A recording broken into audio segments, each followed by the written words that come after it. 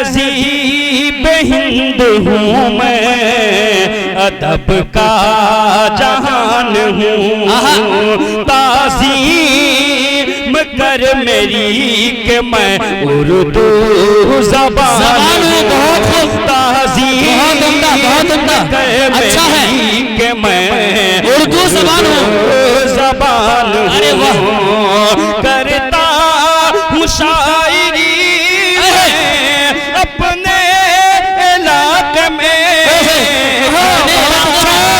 تنہا شاعری اپنے علاقے میں، قیصر میں اپنی قوم کا ایک ترجمہ۔ بلا تاخیر و تمہید کے حضرت مولانا عبدالخالق صاحب قاسمی مدث اللہ العالی سے درخواست کر رہا ہوں کہ حضرت تشریف لائے اور اپنے بیان و خطابت سے ہم سامعین کو مستفیض فرمائے، ان کے بعد انشاءاللہ آذان ہوگی۔ حضرت مولانا عبدالخالق صاحب قاسمی، امام و خطیب جامع مسجد مجھاری۔ الحمدللہ نحمده ونستعینه ونستغفره ونؤمن به ونتوکل علیه ونعوذ بالله من شرور أنفسنا ومن سيئات أعمالنا، من يهده الله فلا مضل له ومن يضلله فلا هادي له، ونشهد أن لا إله إلا الله وحده لا شريك له، ونشهد أن سيدنا ومولانا محمدا عبده ورسوله، صلى الله عليه وعلى آله وأصحابه وبارك وسلم تسليما كثيرا كثيرا. فقد قال الله تبارك وتعالى في كلامه المجيد والفرقان الحميد: أعوذ بالله من الشيطان الرجيم، بسم الله الرحمن الرحيم. يا أيها الناس قد جاءكم الرسول بالحق من ربكم فآمنوا خيرا لكم، وإن تكفروا فإن لله ما في السماوات والأرض، وكان الله عليما حكيما. صدق الله مولانا العظيم. اسٹیج پر بیٹھے ہوئے علماء کرام، بزرگان دین، شعراء اعزام اور معزز سامعین، پردہ نشین ماں اور بہنیں، السلام علیکم ورحمت اللہ وبرکاتہ.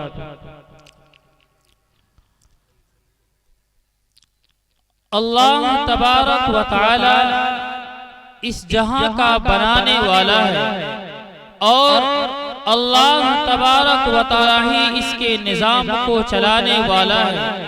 اللہ وہ ذات ہے جس پر عیا اور نہا سب برابر ہے، مخفی اور اعلانیہ اس کے لیے برابر ہے، عالم الغیب عالم الشہادہ اس کے لیے برابر ہے، دن کا اجالا رات کا اندھیرا اس کے لیے برابر ہے، سمندر کی تہ اور سمندر کی سطح اس کے لیے برابر ہے، صحرا اور دریا اس کے لیے برابر ہے، کائنات کا ذرہ ذرہ اس کے سامنے کھلی کتاب کی طرح ہے. اسی لیے تو اللہ تبارک و تعالی نے قرآن کریم میں فرمایا: فَأَنَّا تُؤْفَكُونَ فَأَنَّا تُسْحَرُونَ أَفَلَا تَتَّقُونَ أَفَلَا تَعْقِلُونَ أَفَلَا يَنظُرُونَ. قرآن کریم کی یہ ساری آیتیں ہمیں پکار پکار کر کہتی ہے اے میرے بندے، اے میرے بندے، مجھے چھوڑ کر کہاں جا رہے ہو؟ کس ڈگر پر چل پڑے ہو؟ منزل نہیں ملے گی اگر تم مجھے چھوڑ دو گے، منزل تک نہیں پہنچ پاؤ گے، راستہ بھٹک جاؤ گے۔ بھٹکا ہوا راہی اتنا بے قرار نہیں ہوتا جتنا کہ اللہ سے بچھڑ کر انسان بے قرار ہوتا ہے۔ طوفانی موجوں میں گھری ہوئی کشتی کا ملا اور مسافر اتنے بے قرار نہیں ہوتے جتنے کہ اللہ سے بچھڑ کر انسان بے قرار ہوتا ہے۔ اے لوگو، مجھے چھوڑ کر کہاں جا رہے ہو؟ جس کے خزانے کی حد نہیں وہ اللہ، جس کے علم کی حد نہیں وہ اللہ، جس کی کبریائی کی حد نہیں وہ اللہ، جس کی جبروت کی حد نہیں وہ اللہ، جس کی طاقت و قدرت کی حد نہیں وہ اللہ، جس کے سلطان کی حد نہیں وہ اللہ، جس کی کبریائی کی حد نہیں وہ اللہ، جس کے خزانوں کی حد نہیں وہ اللہ، جس کی ہر صفت کی حد نہیں وہ اللہ، جو اپنی ذات میں بے مثال وہ اللہ، جو اپنی صفات میں بے مثال وہ اللہ، جو اپنی ذات میں باکمال وہ اللہ، جو اپنی صفات میں باکمال وہ اللہ، جو اپنی ذات میں لا محدود وہ اللہ، جو اپنی صفات میں لا محدود وہ اللہ۔ اللہ تبارک و تعالی ہی اسی نظام ہستی کو چلا رہے ہیں۔ کوئی تو ہے جو نظام ہستی چلا رہا ہے۔ چاند کا حسن دیکھو، سورج کی آگ دیکھو، مشرق کی سفیدی دیکھو، مغرب کی لالی دیکھو، شام کو پرندوں کے غول دیکھو، کوئل کا نغمہ سنو، بلبل کا گیت سنو، چڑیا کی چہک سنو، سانپ کی پھنکار سنو، عقاب کی بلند اڑان کو دیکھو، پتنگے اور پروانے کو اڑتا ہوا دیکھو، تتلی کو پکڑ کر اس پر چھپا ہوا پرنٹ دیکھو، سمندر کی تہ میں اتر کر خوبصورت حسین و جمیل مچھلیوں کو دیکھو، گلاب کو دیکھو کیسے سرخ لباس میں، چمیلی کو دیکھو کیسی سفید پوشاک میں، اس کی مہک دیکھو، آم کی مٹھاس دیکھو، کریلے کی کرواہٹ دیکھو، ناریل کے درخت کو، ناریل کو دیکھو کتنے بلند بالا درخت پر لگا ہوا ہے، اور اس کے پھل میں پانی کا بھرنا دیکھو، دودھ کو دیکھو، دودھ کو دہی میں بدلنا دیکھو، دہی کا گھی میں بدلنا دیکھو، سارے نظام کو دیکھو، آسمان سے برستی بارش کو دیکھو، ان تمام چیزوں کو دیکھو، اپنی آنکھوں کے بلب کو دیکھو، اپنے جگر گردے کے نظام کو دیکھو، اپنے کانوں کی ٹیلی فون کو دیکھو۔ کوئی تو ہے جو نظام ہستی چلا رہا ہے۔ اے میرے بھائیو، ہم اللہ تبارک و تعالیٰ کو چھوڑ کر کس جگر پر چل پڑے ہیں؟ اللہ تبارک و تعالیٰ وہ ذات ہے جو زندگی عطا کرتا ہے، اللہ وہ ہے جو موت دیتا ہے، اللہ وہ ہے جو عزت دیتا ہے، اللہ وہ ہے جو ہر چیز کے لیے اللہ تبارک و تعالیٰ ہی کافی ہے، اللہ وہ ہے جو محبت پیدا کرتا ہے، اللہ وہ ہے جو نفرت پیدا کرتا ہے، اللہ وہ ہے جو جنگ کو ڈالتا ہے، اللہ وہ ہے جو امن کو ڈالتا ہے۔ اللہ تبارک و تعالیٰ ہی اس نظام ہستی کو چلا رہے ہیں۔ اے میرے بندو، مجھے چھوڑ کر کہاں جا رہے ہو؟ یا ایھا الناس ما غرک بربک الکریم۔ اے لوگو، تمہیں اپنے رب سے کس چیز نے دھوکے میں ڈال رکھا ہے؟ تم کس ڈگر پر چل پڑے؟ اگر تم اللہ کو چھوڑ کر کسی اور راستے پر چلنا چاہو تمہیں منزل نہیں ملے گی، بھٹک جاؤ گے۔ چنانچہ اللہ تبارک و تعالیٰ نے بڑے ہی پیار بھرے انداز میں قرآن کریم میں فرمایا، یا ایھا الناس ما غرک بربک الکریم۔ اے لوگو، تمہیں اپنے رب سے کس چیز نے دھوکے میں ڈال رکھا؟ فَأَيْنَ تَذْهَبُونَ، تم کس کے راستے پر جا رہے ہو؟ کیا تمہیں موت یاد نہیں؟ کیا تمہیں اللہ کا خوف تمہارے دل کے اندر میں نہیں؟ کیا تمہیں جنت اور جہنم تمہارے نظروں کے سامنے نہیں؟ قرآن کریم میں اللہ تبارک و تعالیٰ دوسری جگہ فرماتا ہے، مَا يَفْعَلُ اللَّهُ بِعَذَابِكُمْ إِن شَكَرْتُمْ وَآمَنْتُمْ۔ اے لوگو، اگر تم صحیح معنی میں اللہ تبارک و تعالیٰ کے بتائے ہوئے طریقے پر چلو گے، اگر تم صحیح معنی میں رسول اللہ صلی اللہ علیہ وسلم کی اطاعت و فرما برداری کرو گے، اللہ تبارک و تعالیٰ تمہیں عذاب دے کر کیا کرے گا؟ ما يفعل الله بعذابكم ان شکرتم وآمنتم، اگر تم صحیح معنی میں اللہ پر ایمان لے آؤ اور اللہ تبارک و تعالیٰ کی شکر گزاری کرنے لگ جاؤ تو اللہ تمہیں عذاب دے کر کیا کرے گا؟ لیکن اللہ تبارک و تعالیٰ نے قرآن کریم میں کس انداز سے اپنے پیار کو جتایا ہے، کس انداز سے اپنی محبت کو جتایا ہے، لیکن اس کے باوجود ہم اور آپ ہر لمحہ اللہ تبارک و تعالیٰ کی نافرمانیوں میں رہتے ہیں، ہر لمحہ رسول اللہ صلی اللہ علیہ وسلم کی سنتوں کی دھجیاں اڑاتے ہیں اور ہم خوش ہوتے ہیں یاد رکھو یہ دنیا ہمیشہ رہنے والی نہیں ہے، ہمارے باپ دادے آئے اور چلے گئے، اسی طریقے سے ہمیں بھی اس دنیا سے جانا ہے، لیکن اگر ہم اللہ کے رسول صلی اللہ علیہ وسلم کی تعلیمات کے مطابق زندگی گزاریں گے تو دنیا میں بھی ہم کامیاب ہوں گے اور آخرت میں بھی ہم کامیاب ہوں گے۔ چنانچہ ہم اور آپ اللہ تبارک و تعالیٰ کے بارے میں ہمارا اور آپ کا جس طریقے سے اعتقاد ہونا چاہیے تھا نہیں ہے، ہم کہتے ہیں کہ ہم مسلمان ہیں، جو کچھ ہوتا ہے وہ اللہ سے ہوتا ہے، جو کچھ ہوتا ہے وہ اللہ سے ہوتا ہے، لیکن اگر کسی کی یہاں بچے کی پیدائش نہیں ہو رہی ہے تو وہ مندروں کے اندر میں جاتے ہیں، وہ عاملوں کے پاس جاتے ہیں اور وہ طرح طرح کی حرکتیں کرتے ہیں کہ کسی طریقے سے اولاد ہو جائے، جبکہ اللہ تبارک و تعالیٰ قرآن کریم میں فرماتا ہے یَهَبُ لِمَن يَشَاءُ إِنَاثًا وَيَهَبُ لِمَن يَشَاءُ الذُّكُورَ أَوْ يُزَوِّجُهُمْ ذُكْرَانًا وَإِنَاثًا وَيَجْعَلُ مَن يَشَاءُ عَقِيمًا۔ اے لوگو اللہ تبارک و تعالیٰ کی اس فرمان کو اپنے ذہن کے اندر میں ڈال لو۔ اللہ تبارک و تعالیٰ قرآن کریم میں فرما رہی ہے اے لوگوں اولاد دینا میرے پاس ہے، اولاد کی طاقت و قدرت بھی میرے ہی پاس ہے، میں جسے چاہتا ہوں بیٹیاں ہی بیٹیاں دیتا ہوں اور جسے چاہتا ہوں بیٹے ہی بیٹے دیتا ہوں اور جسے چاہتا ہوں بیٹا اور بیٹی دونوں ملا کر دیتا ہوں اور جسے چاہتا ہوں پانچ رکھتا ہوں۔ تو پھر ہم اور آپ اس اعتقاد میں کیوں پڑے ہوئے ہیں؟ اگر کسی کی یہاں اولاد کی پیدائش نہیں ہو رہی ہے تو وہ مندروں کے اندر میں وہ عاملوں کے پاس اور نہ جانے ایسی حرکتیں کرتے ہیں کہ آپ کا ایمان ختم ہو جاتا ہے، آپ کا اسلام دھرم ختم ہو جاتا ہے، آپ کو یقین بھی نہیں ہوتا کہ آپ اسلام سے ہاتھ دھو بیٹھے۔ اسی طریقے سے ہم جس علاقے کے اندر میں ہیں اس علاقے کا ماحول کچھ اس طرح ہے کہ لوگ اپنے گھروں پر جاندار تصویریں بناتے ہیں، لوگ اپنے گھروں پر کانٹا رکھتے ہیں تاکہ کسی کی نظر نہ لگے، لوگ اپنے گھروں میں چونا اور اسی طریقے سے کالی سیاہی گھروں اور مکانوں میں پوچھ کے رکھتے ہیں۔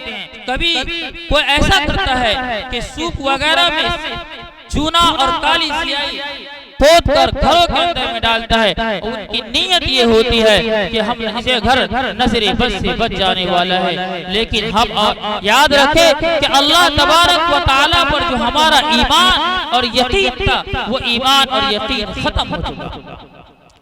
آپ اور ہم چھوٹی سی چھوٹی غلطی کر کے اپنے ایمان سے اور اسلام سے ہاتھ دھو بیٹھتے ہیں۔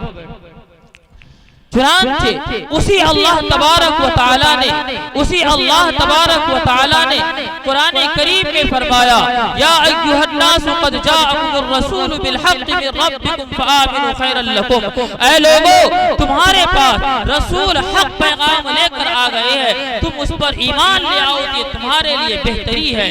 اگر تم نے نہیں مانا، اگر تم نے انکار کیا، اگر تم نے کفر و شرک کیا تو یاد رکھ لو اس کے ذریعے سے کسی اور کا نقصان ہونے والا نہیں بلکہ خود تمہارا نقصان ہونے والا ہے۔ اللہ کے نبی صلی اللہ علیہ وسلم کو اس دنیا کے اندر میں مبعوث فرمایا تاکہ انسانوں کو صحیح راہ دکھائے، انسانوں کو صحیح راہ بتلائے۔ آپ علیہ السلام کو طرح طرح کی اذیتیں دی گئی اور آپ پر وہ تمام آزمائشیں بھی آئی جو آپ سے قبل انبیاء علیہ السلام پر آئی تھی۔ دشمنوں نے گالیاں دی، تالیاں بجائی، جادوگر کہا، شعبدہ باز کہا، طرح طرح کے تانے کسے، لیکن آپ علیہ السلام نے ہر لمحے میں ثابت قدم رہ کر اس امت کو سنبھالنے کی کوشش کی اور آپ نے اپنا پیغام پہنچا دیا۔ یہ کون ہے والضحى کے چہرے والا، واللیل کی زلفیں والا، فکان قاب قوسین او ادنی کا مقام پانے والا، عسى ان یبعثک ربک مقام محمودا، مقام محمود کو شرف بخشنے والا۔ یہ کون ہے رحمت للعالمین، یہ کون ہے جس کی رسالت کی قسم قرآن کریم کھائے، یاسین والقرآن الحکیم انک لمن المرسلین۔ یہ کون ہے کہ جس کے اخلاق کی قسم قرآن کریم کھائے، انک لعلی خلق عظیم۔ یہ محمد صلی اللہ علیہ وسلم کی ذات اقدس ہے۔ آپ علیہ السلام کی مثال ایک گلدستے کی طرح ہے۔ آتوہ خلق آدم کے اخلاق دے دو، ومعرفت شیش اور شیش کی معرفت دے دو، وصداقت ابراہیم کی صداقت دے دو، واسلام اسماعیل علیہ السلام کی قربانی دے دو، وفصاحت صالح کی فصاحت دے دو، وحکمت لوط کی حکمت دے دو، وحسن یوسف وجمال یوسف کا حسن و جمال دے دو، وطاعت یونس کی فرما برداری دے دو، وحب دانیال کی محبت دے دو، واغمسوا کل اخلاق النبیین۔ اس نبی کے اندر میں تمام نبیوں کے اخلاق کو کوٹ کر بھر دو۔ یہ میرے نبی صلی اللہ علیہ وسلم کی ذات اقدس ہے۔ چنانچہ اللہ کے نبی صلی اللہ علیہ وسلم ایک مرتبہ اپنے کمرے کے اندر میں آرام فرما رہے تھے۔ ایک بڑھیا عائشہ صدیقہ رضی اللہ تعالی عنہ کے پاس آئی اور کہنے لگی کیا تمہارے شوہر محمد ہے؟ عائشہ رضی اللہ تعالی عنہ نے انہوں نے جواب دیا ہاں ہے۔ چنانچہ نبی علیہ السلام جب اپنے گھر سے باہر آئے تو اس بوڑھی عورت کو دیکھ کر اللہ کے نبی صلی اللہ علیہ وسلم نے فرمایا عائشہ کھانے پینے کا انتظام کرو، کھانے پینے کا انتظام کرو، اچھا سے اچھا کھانا بناؤ اور کھانا تیار کرو۔ عائشہ تمہارے پاس روپے پیسے ہو تو اس کا بھی انتظام کرو، عائشہ اگر تمہارے پاس کپڑے ہو تو اس کا بھی انتظام کرو۔ حضرت عائشہ صدیقہ رضی اللہ تعالی عنہ حیران و پریشان تھی۔ چنانچہ عائشہ رضی اللہ تعالی عنہ نے وہ تمام کام کیے جو سرکار مدینہ صلی اللہ علیہ وسلم نے کرنے کو کہا تھا۔ جب وہ بوڑھی عورت رخصت ہو گئی تو اللہ کے نبی صلی اللہ علیہ وسلم سے پوچھنے لگی اے اللہ کے نبی صلی اللہ علیہ وسلم، آپ کے پاس مہمان آتے رہتے ہیں، آپ ہر ایک کی خدمت کرتے رہتے ہیں، لیکن جو رویہ آپ نے اس بوڑھی کے ساتھ کیا میں نے آج تک وہ معاملہ کسی کے ساتھ میں نہیں دیکھا۔ اللہ کے نبی صلی اللہ علیہ وسلم عائشہ صدیقہ رضی اللہ تعالی عنہ کی باتوں کو سن کر آپ علیہ السلام کے آنکھوں میں آنسو آ جاتے ہیں اور فرماتے ہیں عائشہ تمہیں معلوم نہیں یہ کون ہے؟ یہ بوڑھی عورت کون ہے؟ یہ کوئی اور نہیں میری چہیتی بی بی خدیجہ رضی اللہ تعالی عنہ کی سہیلی ہے، یہ کوئی اور نہیں، یہ حضرت خدیجہ رضی اللہ تعالی عنہ کی سہیلی ہے۔ اس کے بعد عائشہ رضی اللہ تعالی عنہ کے سامنے اللہ کے نبی صلی اللہ علیہ وسلم نے حضرت خدیجہ رضی اللہ تعالی عنہ کی تعریف بیان کی۔ عائشہ رضی اللہ تعالی عنہ انسان ہونے کے ناطے، سوتن ہونے کے ناطے آپ علیہ السلام کے سامنے سے منہ پھیر لیا کہ سوتن کی تعریف ہو رہی ہے۔ اللہ کے نبی صلی اللہ علیہ وسلم کو عائشہ صدیقہ رضی اللہ تعالی عنہا کہنے لگی، اے اللہ کے نبی صلی اللہ علیہ وسلم، جب بھی میں دیکھتی ہوں آپ بوڑھی عورت کا تذکرہ کرتے ہیں، ہمیشہ ہر لمحہ آپ خدیجہ کی تذکرہ کرتے ہیں۔ اللہ کے نبی صلی اللہ علیہ وسلم نے فرمایا، عائشہ آج جو ہمارے پاس جتنی بیویاں ہیں وہ ہمارے خوشحالی کے ساتھی ہے، اور خدیجہ رضی اللہ تعالی عنہا ہماری تنگ دستی کی ساتھی تھی۔ جس وقت دنیا کے تمام انسانوں نے مجھ سے منہ پھیر لیا اور دنیا کے تمام انسانوں نے مجھ سے منہ موڑ لیا، اس وقت خدیجہ رضی اللہ تعالی عنہا نے میرا ساتھ دیا، میں اس کو بھلا کیسے بھول سکتی ہوں۔ چنانچہ عائشہ صدیقہ رضی اللہ تعالی عنہا اللہ کے نبی صلی اللہ علیہ وسلم کی باتوں کو سننے لگے اور فرمانے لگے، عائشہ تم اس خدیجہ کے بارے میں ایسی باتیں نہ کہو جس کے ذریعے سے مجھے تکلیف ہو۔ خدیجہ رضی اللہ تعالی عنہا وہ عورت تھی جو دن بھر اللہ تبارک و تعالی کی اطاعت و فرما برداری کیا کرتی تھی اور ہر لمحہ اللہ کے راستے میں اپنے مال کو قربان کیا کرتی تھی۔